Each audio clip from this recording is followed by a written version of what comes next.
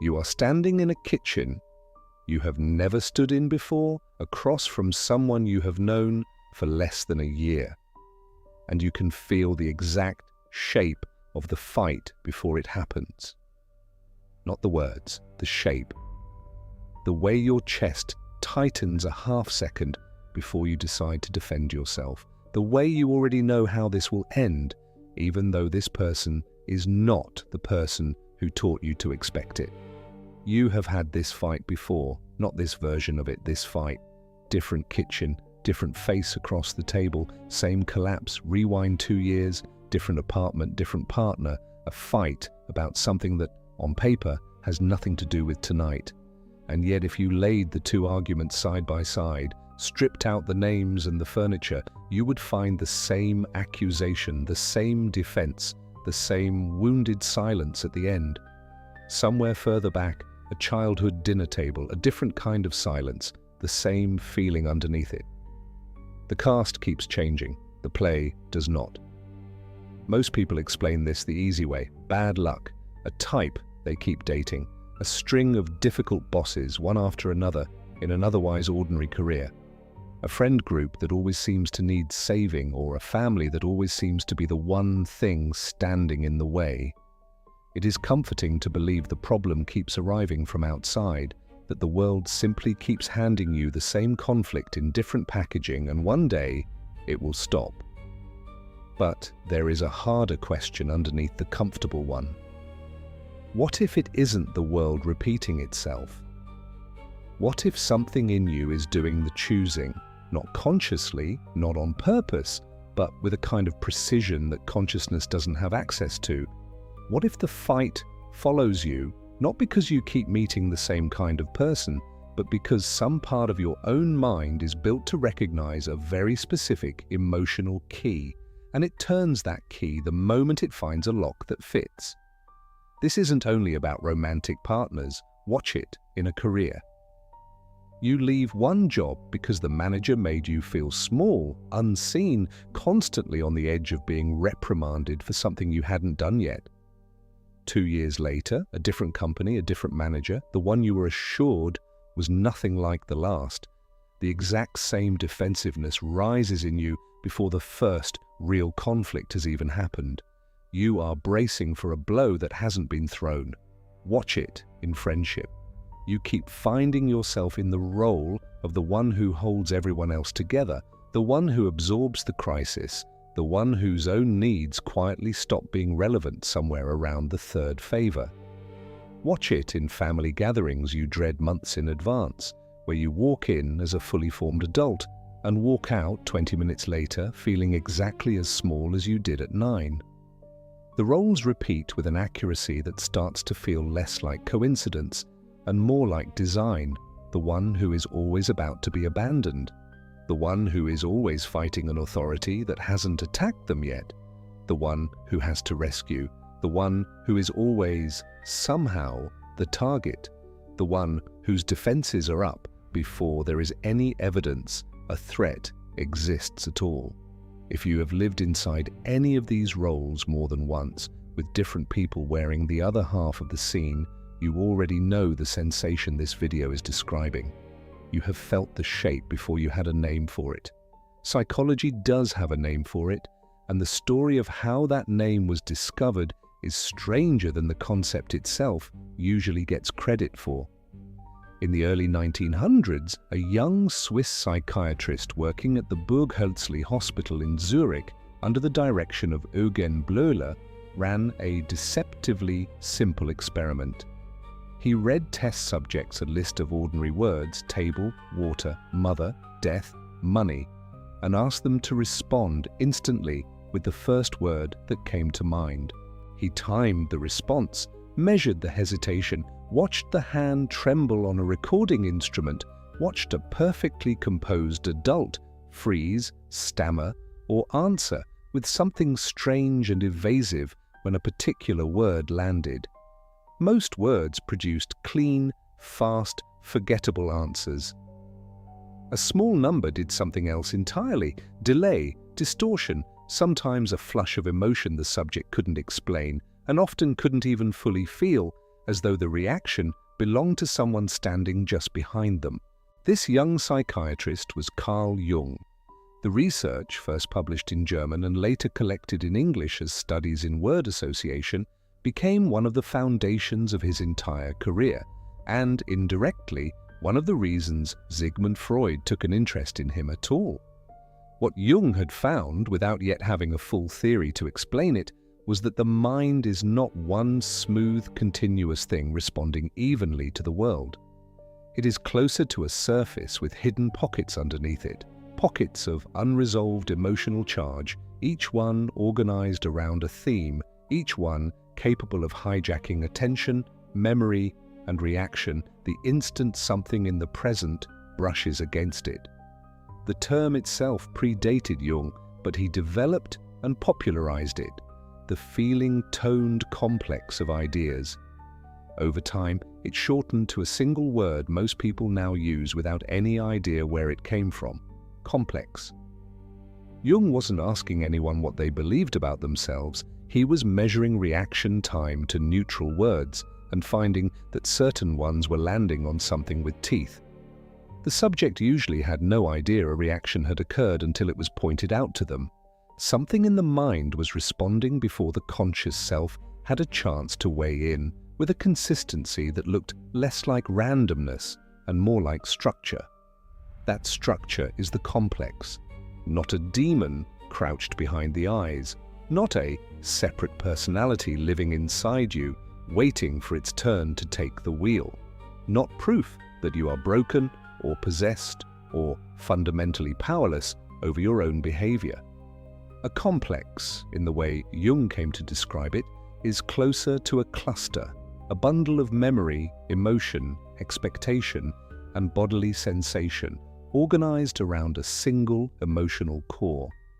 These clusters appear to gather around emotionally charged experiences, a repeated relational dynamic, an unresolved conflict, a theme that kept recurring rather than one identifiable freeze-frame moment, accumulating weight over time until the cluster starts to behave less like a memory you can simply recall and more like a filter you look through without knowing you're looking through anything at all.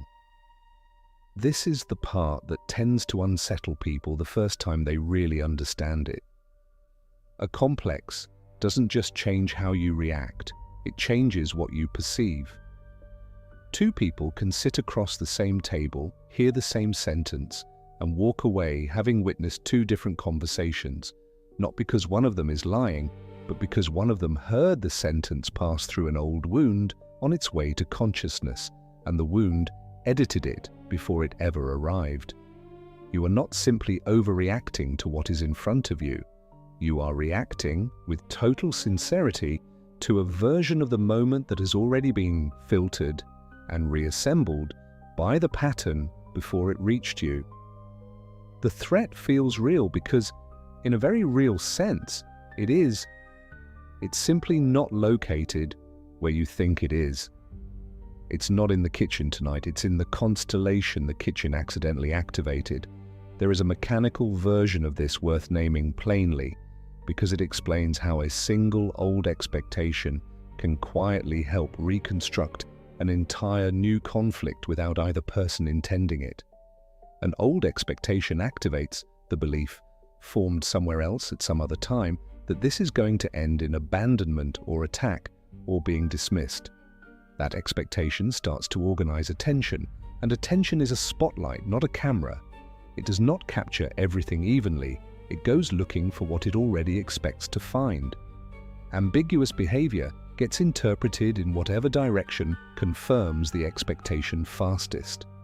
A pause reads as coldness, a late reply as disinterest, a raised voice as the start of an attack that hasn't actually begun. And once that interpretation lands, a person acts on it, going quiet or defensive or managing the other person's mood before there's evidence it needs managing, or pushing for reassurance so directly that it starts to resemble the very demand they were afraid of making. The other person, who up to this point may have done nothing wrong at all, now has something real to respond to, not the old wound which they can't see, but the defensiveness, the coldness, the sudden distance, which they can. Their response to that behavior often ends up looking exactly like the confirmation the original expectation was waiting for. This is worth being precise about because it is easy to hear this and draw the wrong conclusion in either direction. It does not mean a person caused an entire conflict alone, out of nothing, through some self-fulfilling prophecy they should have been able to stop. And it does not mean the other person bears no responsibility for how they actually behaved once the pattern was already in motion. Both things can be true inside the same conflict. The current person may in fact be behaving badly, withdrawing, criticizing, escalating, genuinely failing to show up. And at the very same time, an older pattern may be intensifying that behavior's effect, narrowing what gets noticed, and shaping how fast and how hard the reaction lands. This isn't a case where you have to decide whether it was entirely them or entirely your own unresolved history. In many repeated conflicts, both become tangled together tightly enough that pulling them apart afterward is genuinely difficult, sometimes more difficult than the fight itself. Picture it inside a job instead of a relationship. A new manager in a new company, someone you've worked with for exactly 3 weeks, asks a clarifying question about a project you led, a completely ordinary question, the kind any manager might ask about any project. But something in you hears it as the opening move of exactly the scrutiny a manager 2 jobs ago used right before things turned punitive. You don't consciously decide any of this, you simply feel immediately that you're being tested, maybe already found lacking. So you over-explain, add justification she didn't ask for, and your tone shifts, a little too formal, a little too armored. She notices not the history behind it, only the behavior in front of her. A competent employee suddenly acting like someone bracing for a fight. Naturally, she becomes more careful around you, double-checking details she wouldn't normally double-check, not because she distrusts your work, but because your reaction has quietly taught her that this relationship needs handling with more caution than she expected. Within a month, she is, in fact, scrutinizing your work more closely than anyone else's. From where you're standing, this looks like proof, the same authority figure, the same suspicion, the same feeling of being watched for a mistake. It rarely occurs to anyone in the middle of this loop that the scrutiny didn't start the conflict. It arrived in response to it. This is also why leaving so rarely works as cleanly as people hope. You can change the partner, the manager, the city, the entire friend group, and still find the pattern waiting in the new arrangement, not because some flaw is drawing you back toward harm on purpose, and not because you are unconsciously choosing bad situations out of a hidden appetite for suffering. Nobody is picking pain deliberately. What's actually happening is narrower than that. The part of you that recognizes danger is still tuned to the same frequency it was tuned to originally, and it keeps registering that frequency in whoever happens to be standing nearby, whether or not they're actually transmitting it. A new manager's neutral question can still get filtered through an old alarm system built for a different manager entirely. A new partner's ordinary need for space can still get read through the lens of someone who once used space as punishment. The environment changes, the detection system, left unexamined, does not, so the fight resurfaces in a context that, on paper, has almost nothing in common with the one that first produced it.